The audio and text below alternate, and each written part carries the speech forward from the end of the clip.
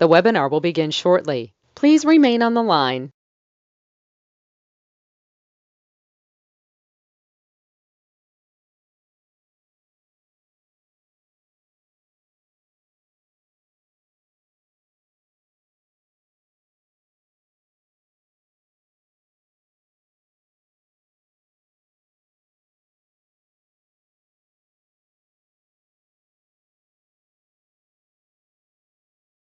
The broadcast is now starting. All attendees are in listen-only mode. Hello, everyone, and thank you for joining Nivitas today for a live webinar entitled InsurTech Revolution, Unleashing AI's Power in Insurance Operations. My name is Mark Dudley, and I will be your host for today's session.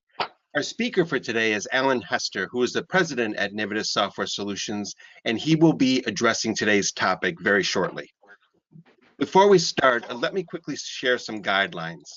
If you face any problems with audio or video, please let us know in the chat window on the side of the control panel, and we will sort that out for you. If you have a webinar-specific questions, please use the question window. Feel free to raise those questions whenever they come to mind. If we don't have time to address them at the end of the session, we will be sure to get back to you via email. We will also be sending out a recording of this session, and please know that the same recording will be available on our website for download. I will now go ahead and open today's session with a brief introduction to Nivitas. Founded in 2011, we aim to help businesses work at their peak efficiency with our intelligent automation platform. We offer vertical solutions to help empower companies of all sizes, and one of the biggest differentiators of our solution is that all RPA, AI, and process orchestration capabilities are natively resident within our platform. This key differentiator helps us to enable our customers to achieve end-to-end process automation. And in doing so, they can either maintain or establish a competitive edge.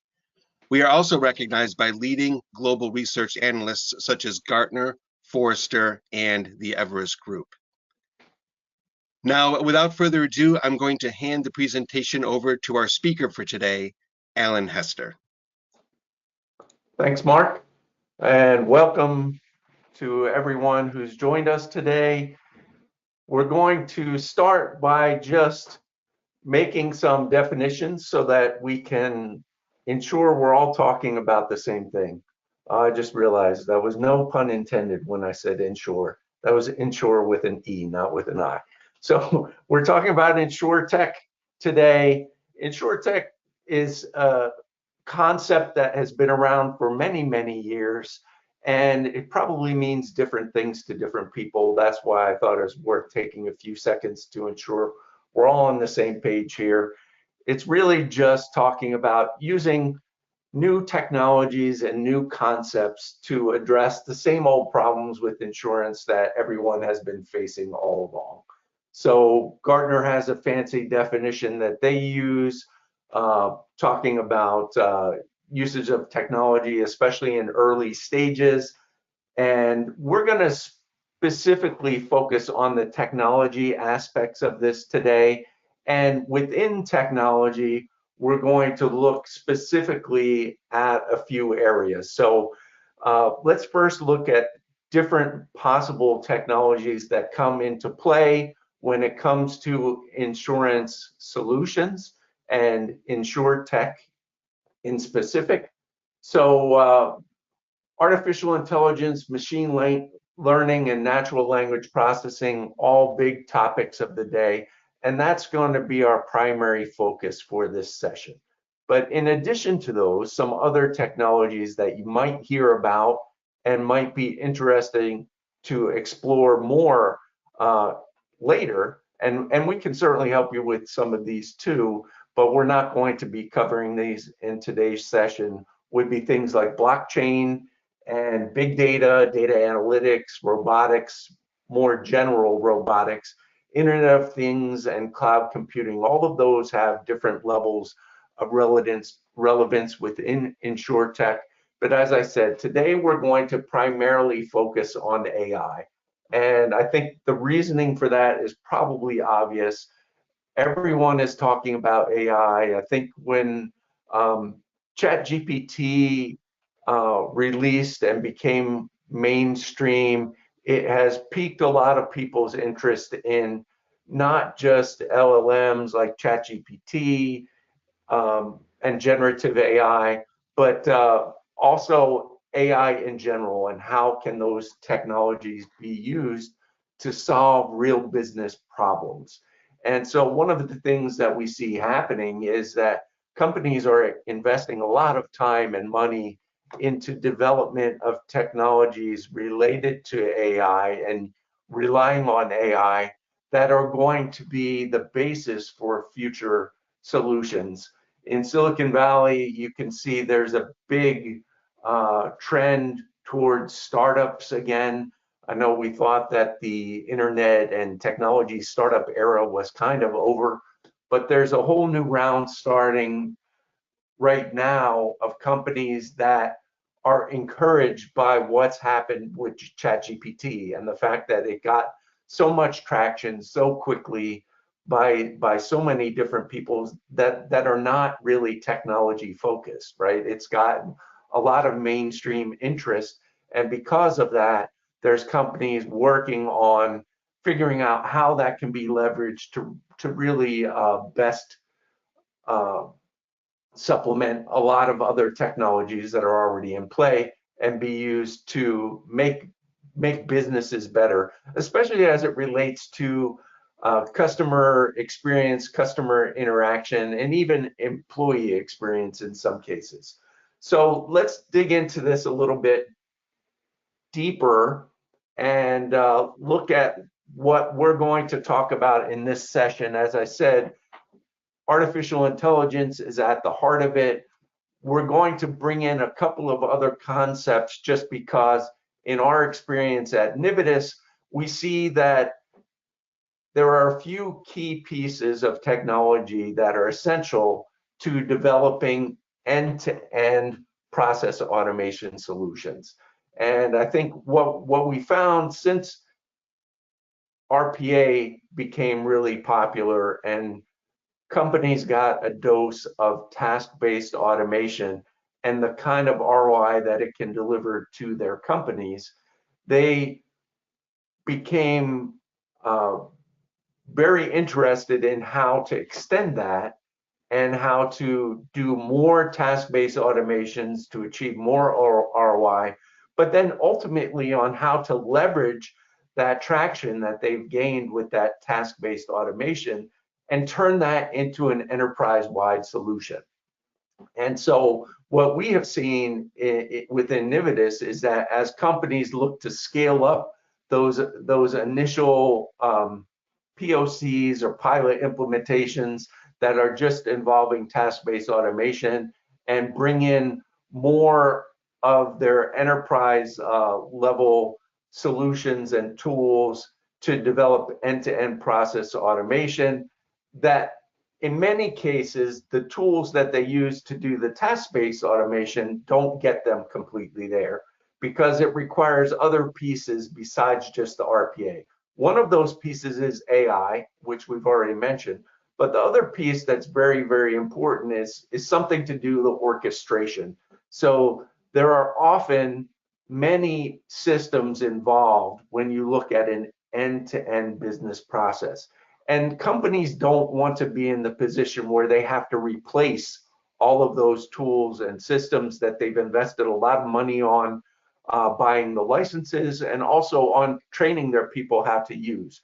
And so using an orchestration engine as a method to bring all the technologies together is a common way of dealing with that. It can also give you that single pane of glass interface that you often hear talked about, which greatly speeds the time to value for new employees coming into the organization because the training can be much faster and simpler.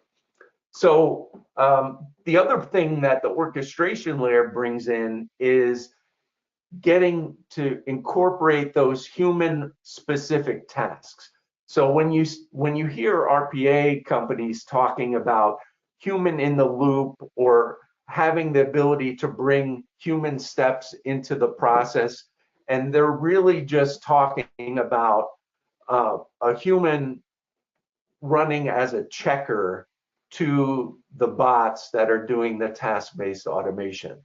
But what we realized at Nividus and in building our platform is that there are many steps that will continue to remain human steps. They're not steps that are performed by a bot, and they will never be performed by a bot, but they're necessary in order to get the process done. So that orchestration layer allows you to incorporate those human steps into that same workflow.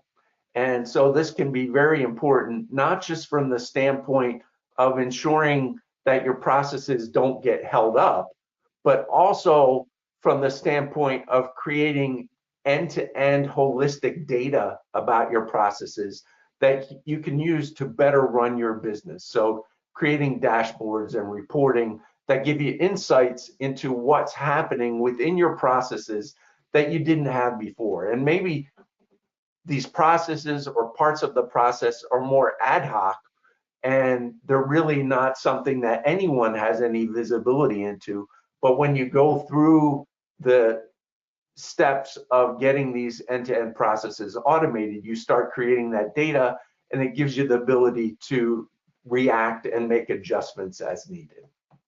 Okay, so let's go ahead forward here and talk about what are some of the processes within insurance specifically that can be addressed using this kind of technology. And this is by no means an exhaustive list of things within the insurance industry, but this can start you thinking about, okay, you know, why is there any need for this at all?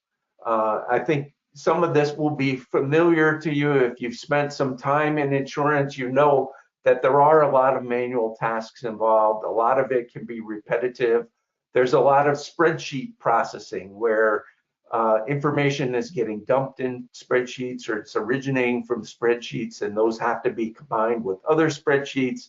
Often there's some reconciliations that have to happen between spreadsheets and sometimes other tools, email as well. And so there's no shortage of things from a data and system standpoint that would lead you to believe that this kind of automation would be necessary. But in addition to that, there's also things like regulatory requirements and the increased expectations from the customer side in terms of what kind of experience you're going to deliver to them, and being able to personalize everything that you're doing and making the whole experience quite interactive and easy for all the people involved.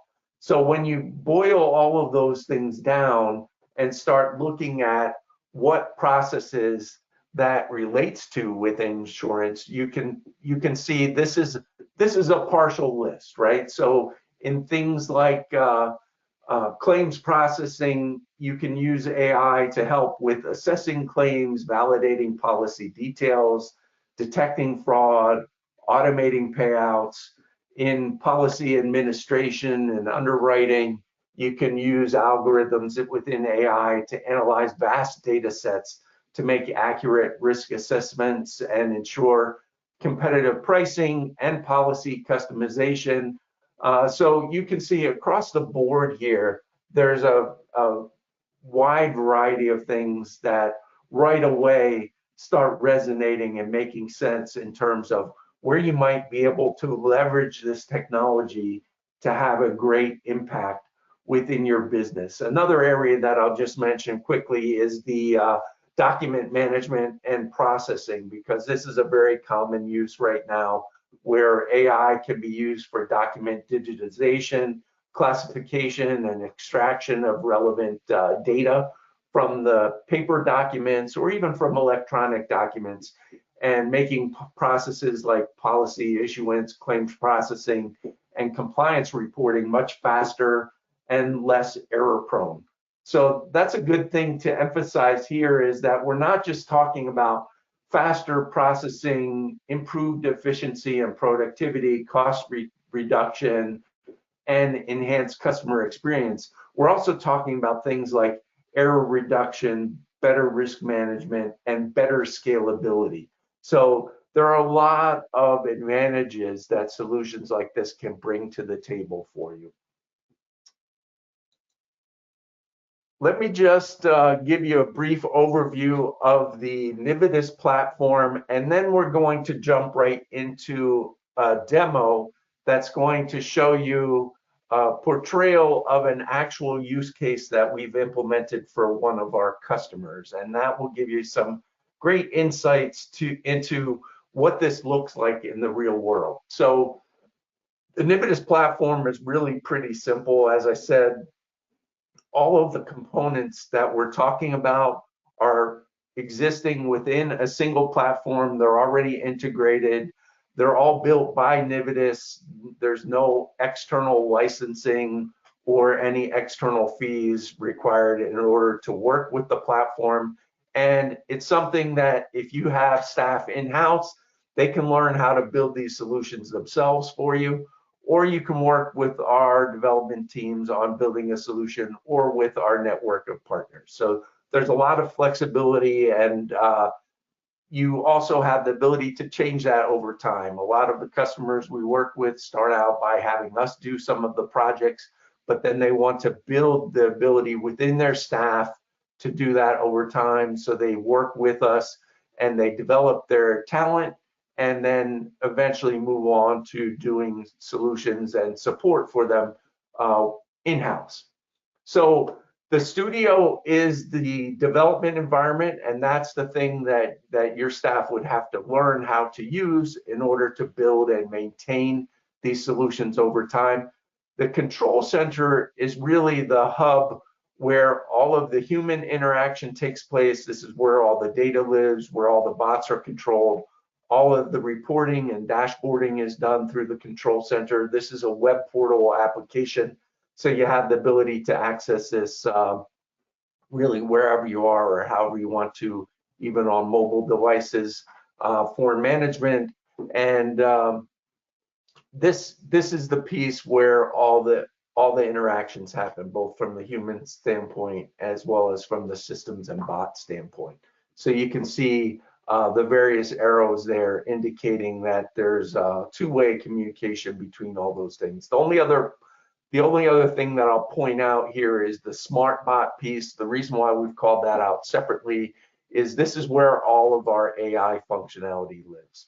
So the smart bot, even though it's called a bot, it's really a library of functionality related to AI. And this again is something built in-house by Nividus. And we'll get into this in more detail when we go into the demo, and you'll see how some of this functionality works firsthand. So let me set up the demo here for you. What we're going to look at is a service desk automation case related to insurance. This was a case where there were about 1,500 support requests received daily via email, and they had to all be handed out manually to 18 to 20 FTEs in order to get the job done according to the given SLAs.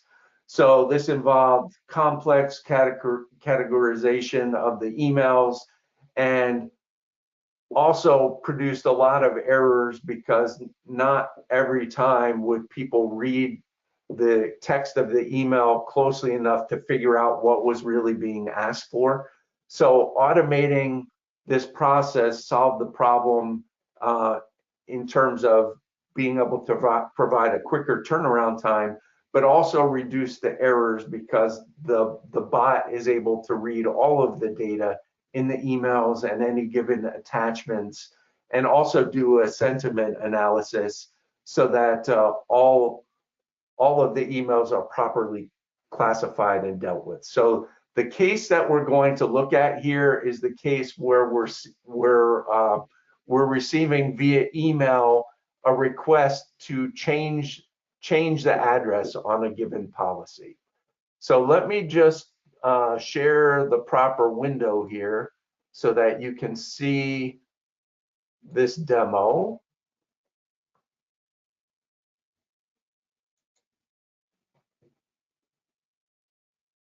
and we'll walk through it real quickly here.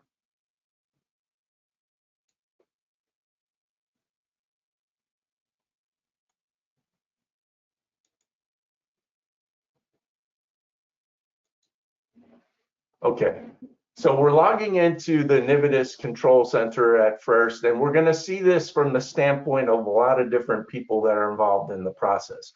But we will start with the email itself, and you can see that the bot's going to open up the email. It's scanning a particular folder, and I apologize, a lot of the information is blurred out here because this is a live system. So the email is So categorized. Alan, Yes. I do need to Yep. let you know that we are looking at a black screen right now. Okay. Well, hold on just a second then. Let me try to stop it and reshare.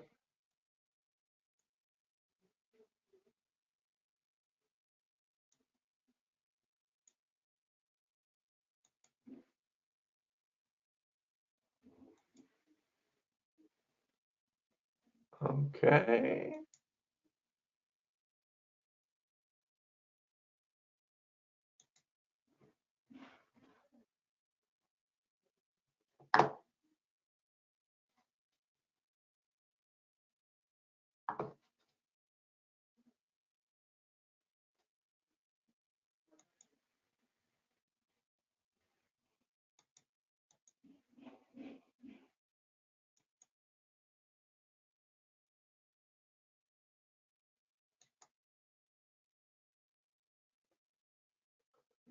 Well, it seems like the little button here that says show your screen is not working. Let me switch back to the presentation for a second and see if that gives us the ability to then go back and do the demo. Oh, actually, let me do it this way. Let me just, I'll put that on the same screen and see if we can do it this way. Yeah, seems like maybe that will work. Okay, so let me go back to the beginning of the demo so that you can follow along and it will make sense this time since you can actually see it. So here we are logging into the control center. And as I said, the process is going to start off with receiving the email here into a monitored inbox. And the bot is going to process that email and the attachment, and it's going to pull out pieces of information that it's looking for in order to create a ticket. And let me just pause here for a second so that you can see that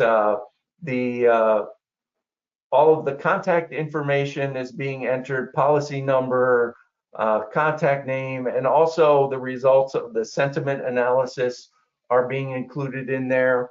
And this is from a combination of the information in the email itself, as well as the attachment, which the attachment in this case is an ID card. And we will go into that in a little more detail so that you can see how the information is extracted as we go forward in the process here. So this information gets pulled out and a ticket is created, and this kicks off a workflow then for initiating what it recognizes as an address change. So when we log back into the control center for Nividus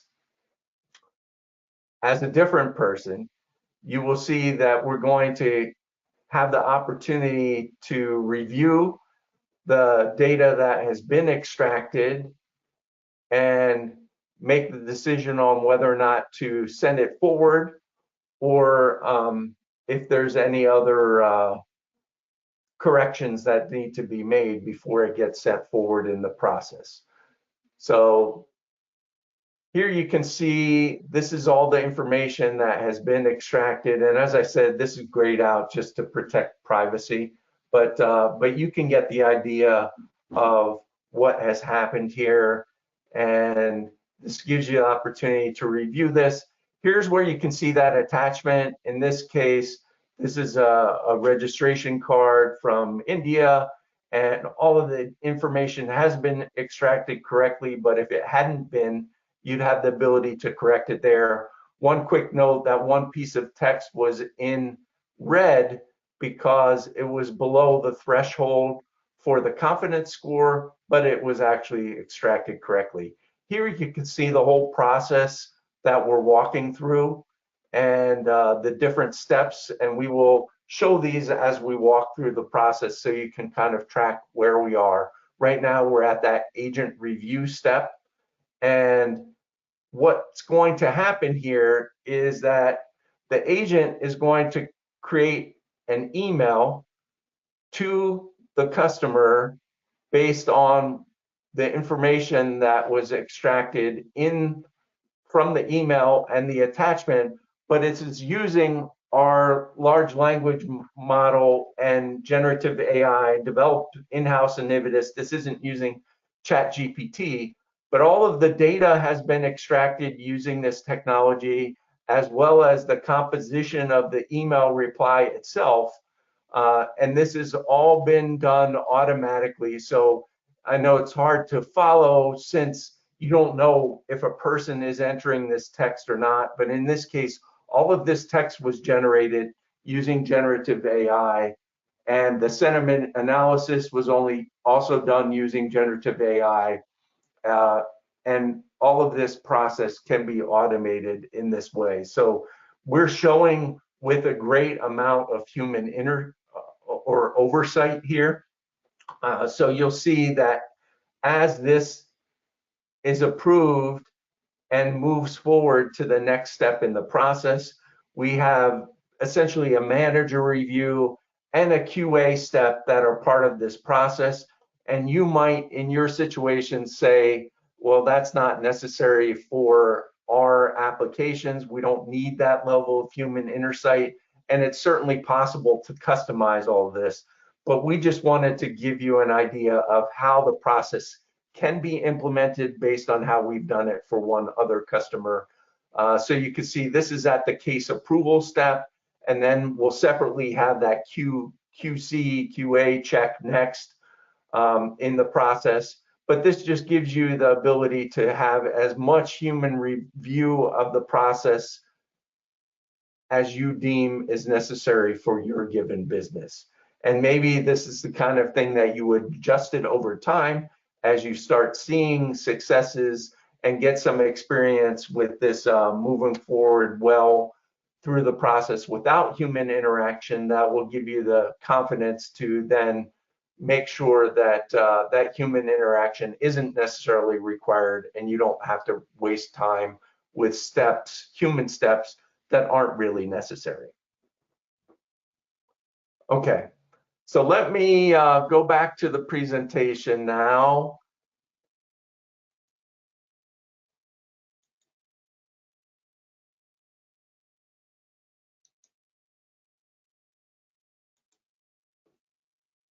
All right.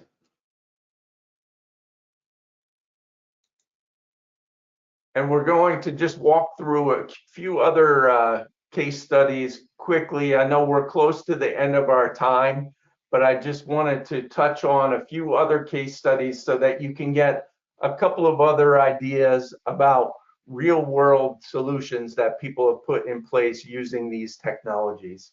So this one is another insurance company that's used AI and ML for a use case involving customer onboarding.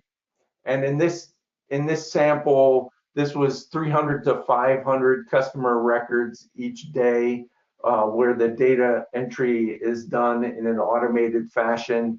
And this is using KYC documents and also verifying if the photo taken is matching the given ID that has been supplied.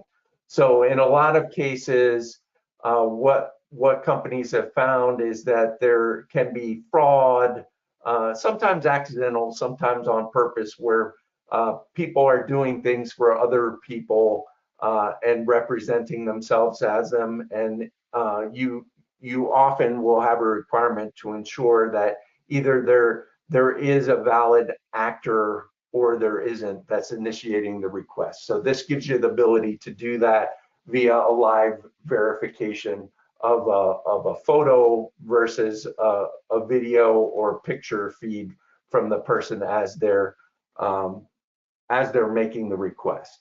So in this case, you can see there were a lot of great results. 75% of the process automated, and greater than 90% improvement in accuracy, and a 60% reduction in the amount of human work involved in this process.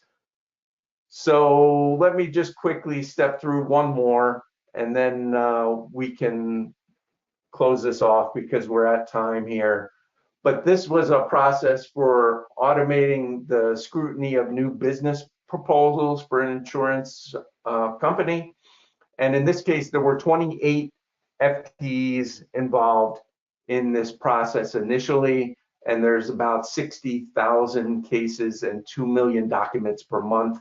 This was very tedious and error prone, and resulted in a lot of errors, and the risk of violating the SLAs for turnaround time was very high. And so we were able to reduce the turnaround time by 50%, and reduce human errors by 90%. And if you're interested in any of these use cases or case studies, learning more, you can certainly reach out to us. I had another one here that we were going to go through, but I'll just flash it up on the screen for you so you could see it quickly. But we don't really have time to go through it. Let me just say one last thing, and I appreciate you staying with me a couple minutes past the time because we had a little bit technical difficulty here. But we do have a quick start offer. So if this is something that you're interested in and you want to learn more about, please reach out to us. And we have really great ways of being able to make this accessible to you in a low risk way. So I appreciate your time and attention. I'll turn it over to Mark to close things out for us. Yeah, thank you so much, Alan, for the informative session. I hope that everyone found it insightful, and we really appreciate you taking the time to join us today. So as you can see on the screen, our contact information is there. So please reach out in case you have any questions, or if you're interested in our quick start offer, and we will get back to you as soon as we can. So we do have a great lineup of webinars that are coming up, and we hope to see you again in some of our upcoming sessions. Thanks again, and have a great day ahead.